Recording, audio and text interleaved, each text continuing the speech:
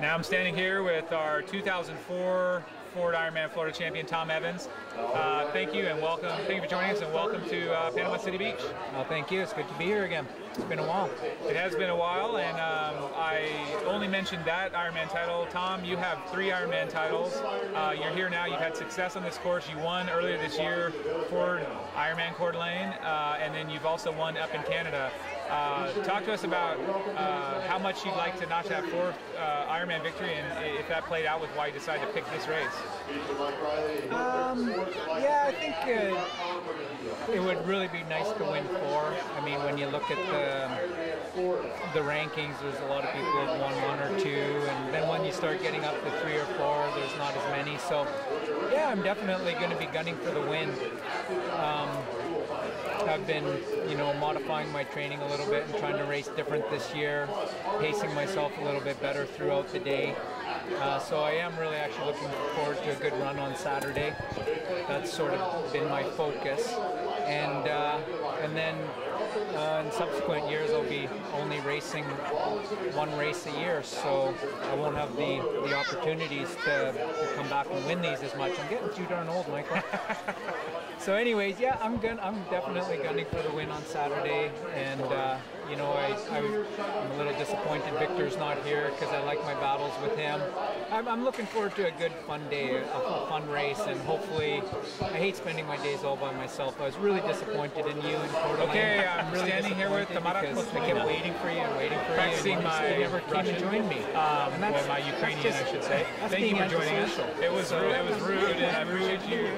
Okay, so in front of our viewers, let's just say I did my best to catch on the bike, couldn't do it this year. Catch on the run, couldn't do it. So I tried to give you company. It was an unintentional rudeness on my part, but so I'm hoping for company on Saturday. I know tomorrow will be Warren and Parks. Okay, so this is the 3rd one you raced. From what I can remember, you raced Ironman in Arizona with a 4th place finish, and then you got another 4th in Austria with a 9:06, very fast time. Yeah, well, no, it's a great. I like it. What is your outlook for this race? Obviously, in the race, but watching you in Coeur d'Alene, it was particularly impressive because I think you are capable of blasting set racing. Okay, so look at it, that means you're aiming for a top 3. I want to make sure I'm maximizing the run. You ran incredibly well. Podium would be great, and I think that beat the pants off of Victor. You've been training partners and friends with. I mean, I don't think it's a matter of having a strength or a weakness. It's just how you approach the day. When I first got into the sport, I mean, I came from the swimming background, and you never start that easy in this race. It's just 12 years. I think you began the triathlon hard and you finish hard. Yeah, early days. Okay, so have you been training with him this year? Is he your coach, or do you have a coach? How easy you actually have those races to pace yourself well throughout the day. And I mean, it's taken me a while, but I've always liked to race aggressive, but it's also nice to change things up as well. So, okay, yeah, he's a great guy to have in your corner. Very good athlete. I had a balanced race this day. So what about that? You mentioned Los Alamos. Where did you train for this race? Where did you do your preparations? Run split, so maybe Saturday would be my day. Okay, nice. Well, yeah, it's cool to see. How long have you been in Florida? It's like you're a fan of sport, you're a fan of competition, and it's very cool to watch when you're at a race that style of energy just on the playing field. I think the folks at home like to see that as well. And with that in mind, I mean, I think just a unique stat, and you brought this up at Coeur d'Alene. You in 2004, you won 2 races. It's another even year. It's 2008. You won early, and you could possibly win late again. So, has that played into your mind at all? Thinking, hey, this could be my thing. Not really, because the variables in these races, as you know, little things can happen. Like you can have stomach issues, like Warren. You can have a mechanical. I've got so many things going on in life that if I have a bad day, it's not going to be that much of a disappointment. However, if I have a good day, I will be happy with it. So I don't really think about things like that, winning 2 in a year or anything like that. I really enjoy the training. I got great training buddies back home. We have a good time training. For me, 95% of these races is the preparation. I enjoy it. It's a fun part of life, and then you come here and have fun on the day. So realistically, like I said, I would like to get in a race on Saturday.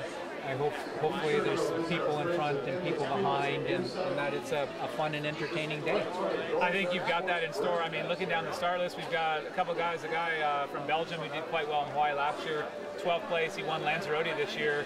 He's another guy I think that's going to be out at the front there playing a hard game. He's Bert Jamer. Yeah. I can't say his last name exactly how it should be pronounced, but he's going to be a factor. Obviously, you mentioned Torborn. You're going to have a lot of guys that attack this race differently. One of your training partners is here. Is that correct? Yep. Yeah. Ollie Piggin. So Ollie Piggin is here. Saw him on the list, and he's a guy that's got, as you mentioned, immense talent. He does. I was, you know, we trained together, and I was really looking for kind of a breakthrough race with him in Coeur d'Alene. And he kind of just peaked about a month early, and as you know, when you do that, you can't hold that peak fitness for that long. So taking that lesson towards this race, I can tell you that on the bike he's putting on a heck of a lot more watts than me leading right up to the race, whereas in Coeur d'Alene he crushed me in everything from 3 months out to 1 month out, and then he fizzled. Okay. And now he's built up, and for the last month his watts are there. He's a very brilliant runner, and he's doing better watts than me on the bike. And it's a flat course. He's a bigger guy, so this is the kind of course where he can have a breakthrough day. And but he's gonna be a bit behind in the swim. But you know, with the watts he's putting out, you expect to see him in the mix. And folks at home, take note. Betting folks, remember that name.